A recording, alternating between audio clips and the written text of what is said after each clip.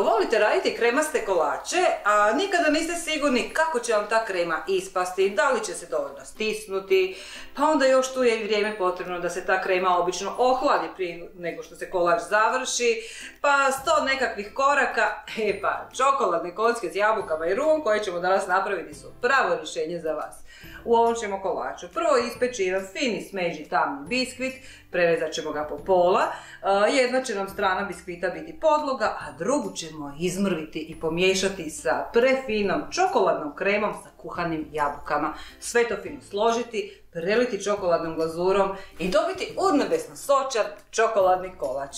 Bog svima, ja sam Sandra Gašparić i dobrodošli u Reci Peci kuhinju. Ako volite fino kuhati po provjerenim receptima, pa na pravom ste mjestu. Pretplatite se na Reci Peci YouTube kanal i stisnite ono malo zvono sa strane kako biste baš uvijek na vrijeme bili obavješteni o svim novim Reci Peci video receptima. Idemo se baciti na pripremu ovog kolača. Sve namirnice koje su mi potrebne nalaze se već ovdje ispred mene i sada ćemo to sve skupa spojiti u fini sočni biskvit. 5 jaja, za početak razbijemo ih u zdjelu za miksanje.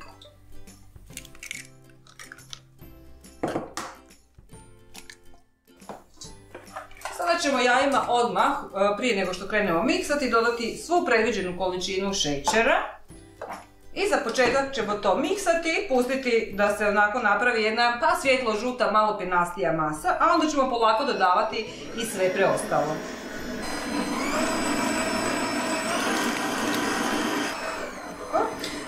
Kada su nam se jaja spojila sa šećerom, dodamo masnoću, znači suncokretovo ulje u tankom lazu i nastavimo sve vrijeme miksati kako bi se to ulje fino spojilo sa ostatkom smjesi. Tako. A za to vrijeme, dok se ulje fino spaja, idemo prosijati sve ove suhe sastojke kako bi bili sigurni da neće biti nikakvih grudica. Znači brašno u sito stavimo, pa ga prosijemo. I htjela sam vam još naglasiti jednu stvar koja je jako interesantna kod ovog recepta, a to je da vam za sve ove namirnice neće biti potrebna vaga. Zašto? Zato što sve ove namirnice sam mjerila, doslovno mjerila na ovakve mjerne posudice za tekućinu. I zato nemojte biti zbunjeni kada u receptu piše da treba, evo, 100 ml kakaa. Doslovno mislim na 100 ml kakaa, ali mililitara do ove oznake na mjernoj posudi. Znači na iste mjerne posude mjerite sve, i brašno, i šećer, i ulje, znači samo do te oznake na kojoj piše 100 ml. Zašto ovo naglašavam? Zato što u ovom receptu mi se dosta vas javilo da recept nije baš uspio, da je bilo pregusto, zato što niste dobro pročitali recept. Ne piše u miligrami, nego pišu mililitri. Znači držite se onoga što piše. I jako je jednostavno. Sve znači možete na istu ovakvu mjernu posudu izmjeriti. Za ovaj recept koristimo i čokoladu u prahu i kakao, tako će biti još ukusnije, još čokoladastije. I naravno prašak za pecivo. To je to od suhih namirnica. Znači lijepo sve spojimo. Ovoj tekućoj smjesi dodat ćemo sada i malo ruma. Možete baš staviti čisti rum, a može to biti i aroma ruma. Bitno je samo da se kolač fino osjeti po tom rumu. Malo spojimo. I sada ćemo polako u nekoliko navrata dodati suhe sastojke ovim mokrima i sve lijepo spojiti.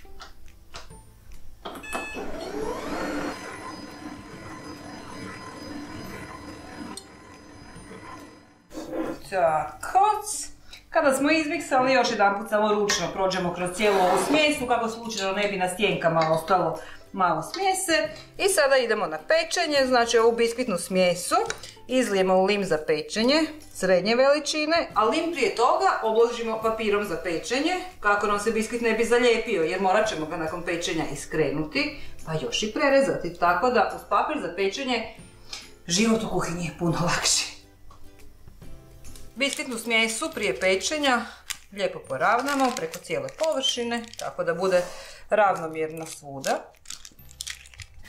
I to je to, biskvit nam je sada spreman za pečenje. Pečnica mora biti zagrijana na 180 stupnjeva I ovo ćemo sada peći 30 minuta. Znači već nakon nekakvih 25 minuta svakako dođite provjeriti da li vam je biskvit gotov.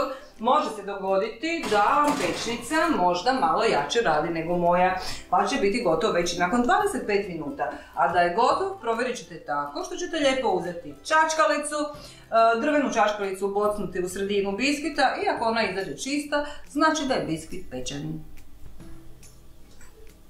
Dok nam se biskvit peče, idemo pripremiti kremu. Za kremu nam trebaju jabuke. Jabuke sam već prethodno narezala, prije toga ogulila i pokapala sam ih sa sokom jednog cijelog limuna, kako ne bi potamnile i kako bi dobile onako onu dozu kiselosti, s obzirom da koristim ovaj put slatke jabuke. Što će reći da za ovaj recept možete koristiti jabuke koje imate pri ruci. Ovo vam je također odličan recept da iskoristite čak i one jabuke koje možda malo duže stoje, pa ne znate što biste s njima i nikako da se pojedu. Znači, i odlično za iskoristiti na ovakav način. Jer kad se narežu, jer sad ćemo ih iskuhati, sve ćemo ih propasirati u pire, uopće se neće znati da su to jabuke bile jadne, onako negdje na kuhinskom elementu. Uglavnom, dodamo i nešto malo šećera, dodamo i jedan manji dio vode. I sada je vrijeme da to u biti skuhamo. Mi jabuke moramo skuhati, znači sa vodom i sa šećerom, a onda ih još i ispasirati u pire.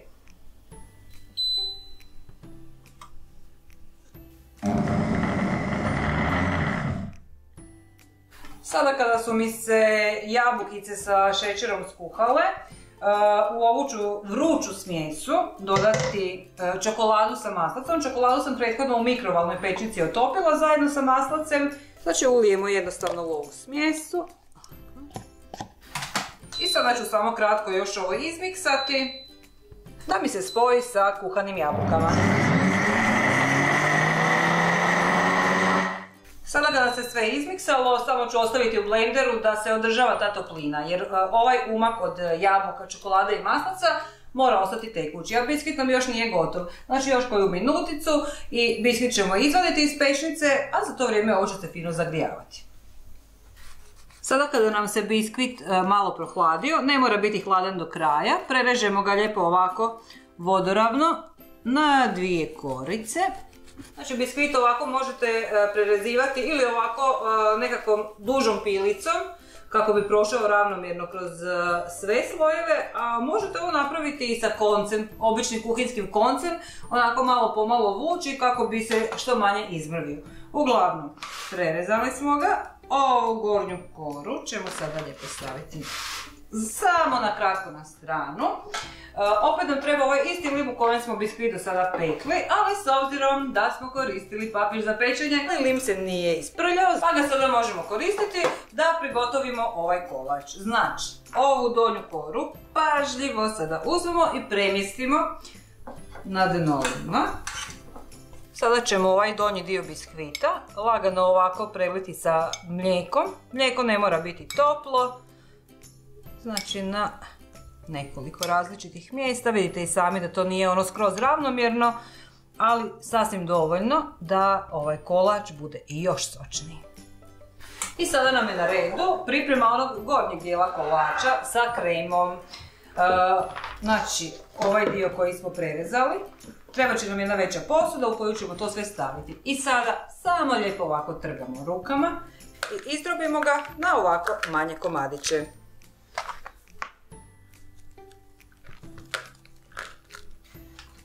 I sada ovim izdrobljenim mrvicama biskvita dodamo ovu tekuću kremicu od miksanih prokuhanih jabuka, od čokolade i maslaca. I sada samo sve spojimo i dobro izmiješamo.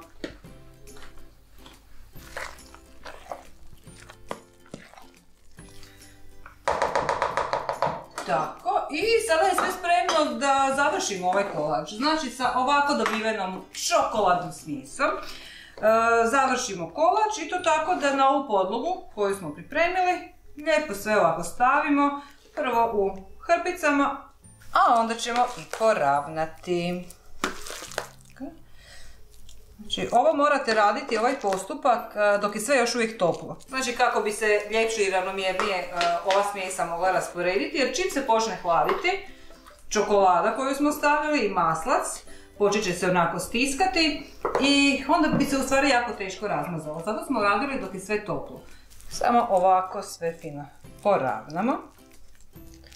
I to je, dragi moji, to. Čim ovo sad ovako poravnamo, kolač je spreman za hlađenje.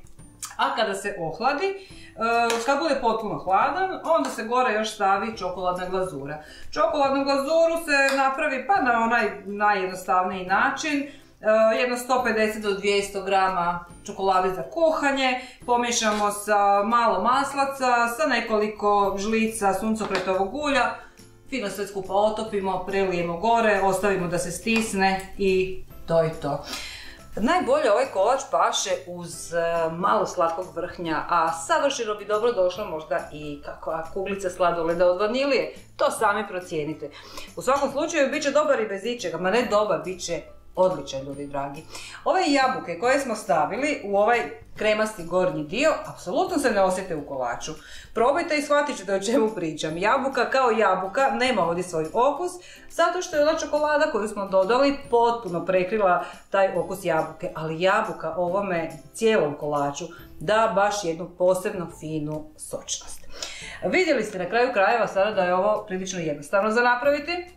Ono što sam rekla na početku, ne može vam se dogoditi da ovdje nešto pogriješite. Pa čak i ako taj biskvit ne ispadne savršeno, ako se ne digne onako lijepo pahuljasto kao što se meni sada digao, nema veze i onako ćete sve na kraju izmrviti, pomiješati i kolač će biti jako fini. Probajte napraviti ovo što prije, pišite mi dolje u komentarima kako vam je ispalo i naravno budite uz Reci Peci neki sljedeći put. Bog svima, vidimo se!